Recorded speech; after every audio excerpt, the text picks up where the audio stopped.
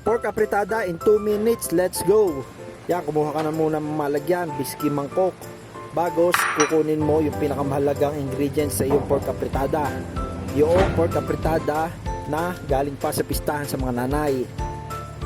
Biski gusto mo yung apritada o adobo, ikaw kung anong meron. At ating bubuksan ay halimuyak na agad.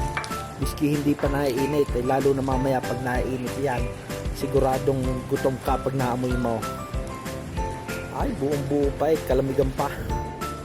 At bago ilalagay muna natin din sa painitan, nakakatamad na magbuhay ng gasole. Takalubin muna at baka may makaputok sa loob ang apritada. Yari ka kay misis. At ating kaya siya na yung 2 minuto. Initlaan natin. Yan, iintayin mo lang yan. Dapat talaga sa buhay marunong ka maghintay. Dahil pag ikaw ay hindi marunong maghintay, ay di lagi ka sakay sa sibat, mapapamahal. Ay dapat lagi ka maghintay para ikay may mga kasabay, para ikay mapamura. At pag may kasabay, masaya, may kahunta. Ay di ka makakasabay mo yung mga kapitbahay, yung mga kakilala, mga kababata, ay mas masaya pag gagayon. Kaya lang dapat babakayan mo rin yung pala tutunog na ang iyong niluluto. Ay iyan, at ang bubuksan muna, baka ayos na. Ay siya, ayos na nga. Ay ba't nawala ang aking tissue yung nilagay? Kakainit pala.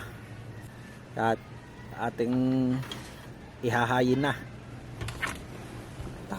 Ating kukuha muna tayo ng mga pinggan.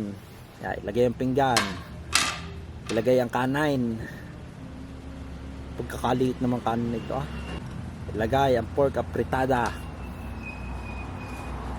Yay, hindi pa ho galing doon sa may ASFA, yay malinis. Yan, masarap ilagay sa kanin. Tapos, yan, ang ating kutsara ay ginintuan para sosyal. Kumbaga pamayaman. Ayos, masarap. Pistahan.